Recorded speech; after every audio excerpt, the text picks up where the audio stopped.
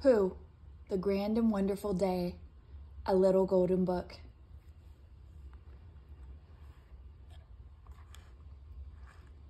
Pooh, the Grand and Wonderful Day by Mary Packard, illustrated by Darrell Baker.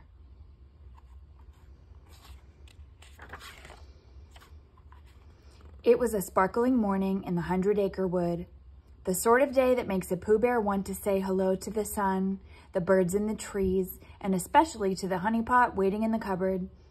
As he tumbled out of bed, Winnie the Pooh remembered that a grand and wonderful thing was going to happen on this day. But being a bear of very little brain, Pooh could not remember what.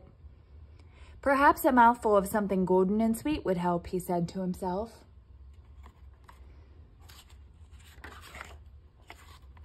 Although the honey was yummy in Pooh's tummy, it did nothing to jog his memory. So Pooh decided to call on Piglet. Perhaps Piglet would know what grand and wonderful thing to expect. On his way, Pooh sang to keep himself company. How nice it is to be able to say, even when you don't know what, that something grand will happen today, the wonderful thing that you've forgot. Oh, a grand and wonderful thing will happen today. Rum, tiddly, tiddly, tum. Pooh's song ended just as he got to Piglet's house. He knocked on the door. Surely 3 knocks should be enough, Pooh thought to himself. But he knocked once more for good measure. No one was home. Maybe Piglet has gone to visit Rabbit, said Pooh.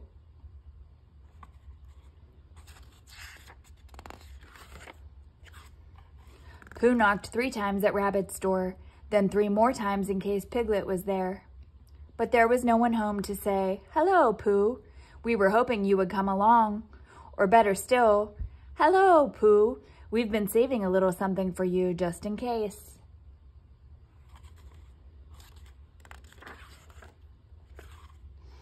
"Dear, dear," muttered Pooh, scratching his head. "Something grand and wonderful will happen today, but no one will know it but me. Things are always so much more grand and wonderful when your friends are there to share them, I always say."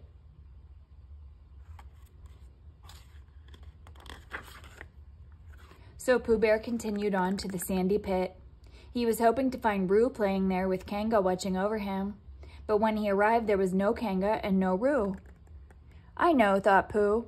"Kanga and Roo are probably sharing a tasty little something to tide them over until lunch.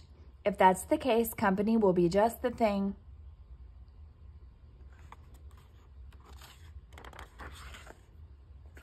When there was no answer at Kanga and Roo's either, Pooh did not know what to think. Suddenly, he saw a bouncing something ahead. Pooh hoped that it would be his good friend Tigger.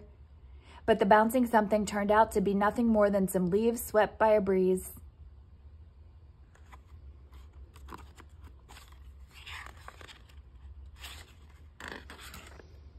By the time he got to Owl's treehouse, Pooh's tummy was beginning to grumble.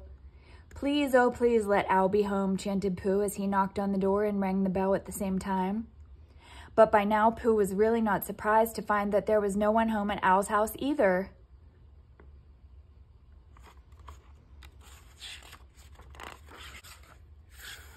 Now this was quite a lot of disappointment for one bear in one day, but Pooh refused to give up hope. He kept on walking until he arrived at the rather sad and boggy place where Eeyore lived. "Eeyore!" called Pooh. "Oh, Eeyore, where are you?" But the little donkey did not answer.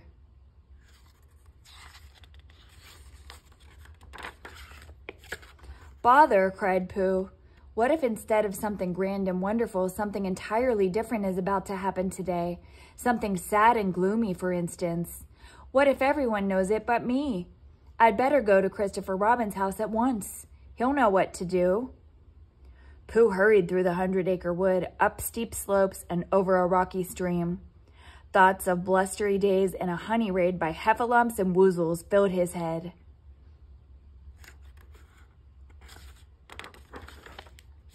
By the time Pooh arrived at Christopher Robin's house, he had become quite upset. Too upset to notice the colorful banner and balloons all about the yard. "Christopher Robin, a sad and gloomy thing is about to happen," Pooh sputtered. "I hope it hasn't happened already."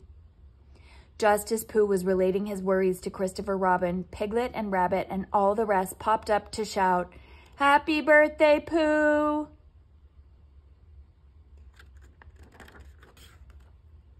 "Silly old bear," said Christopher Robin gently. "Did you forget what day it is?" "I suppose I did," said Pooh. "But I just remembered that no bear ever had such grand and wonderful friends." Of course, the honey cake with Pooh's name on it turned out to be rather grand and wonderful too.